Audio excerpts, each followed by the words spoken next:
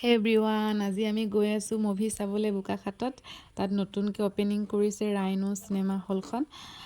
আপোনালোকক তাত গৈ মই চিনেমাখনৰ নাম কওঁ, ইয়াত নকওঁ। তাত পোষ্টাৰখন দেখি আপোনালোকে চাব। আৰু মোৰ লগত গৈছে মোৰ নননজনী, লগতে দেৱৰজন আৰু দাদা এজন গৈছে।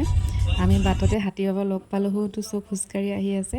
এয়া দেখিছে, পাই গ'লোহি। সোমোৱা গেটতে ৰৈ ৰৈ বিনালে জুবিন দাৰ পোষ্টাৰখন লগাই থোৱা আছে। চ' ভিতৰ চোৱা কি ধুনীয়া। আৰু তেজপুৰৰ কাষতে লাগি আছে ৰাইনো চিনেমা হল। আৰু এয়া চাওক, আমি চাব অহা চিনেমাখনৰ নাম হৈছে চুপা চুপি। এইখন চাওক পোষ্টাৰখন। আৰু আহি আছে ককা দেউতা নাতি আৰু হাতী চিনেমাখন। এতিয়া ৰৈ ৰৈ বিনালেৰ চুপা চুপিখন দি আছে। আপোনালোকে সোমাই আহি পপকৰ্ণ কৰ্ণাৰটো মুখে মুখে পাব। এয়া চাওক, ছাইডতে ৱাছৰুম লাগি আছে। আৰু এইফালেদি আমি সোমাই আহি মানুহ বহুতেই হৈছে, এতিয়াও মানুহ আহিয়ে আছে, পূৰা হাউচফুল।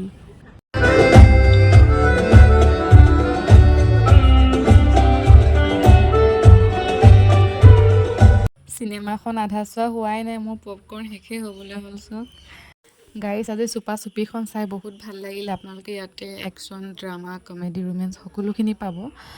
চাই আপোনাৰ আমনি নালাগে, আপোনালোকে চাব আহিব পাৰে। আৰু শেষতে ইয়াতে পৰিচালক প্ৰণৱ ভৰালী, এক্টৰ কৌশিক দা আৰু সপ্তৰ্ষি দা লগ পালোঁ। ৰাইনো চিনেমা হলখনৰ মালিক সকলোৱে চিনি পাইছে। থেংক ইউ, লগ পাই বহুত ভাল লাগিলে আপোনাক। আহিবা অসমীয়া চিনেমা চাবা।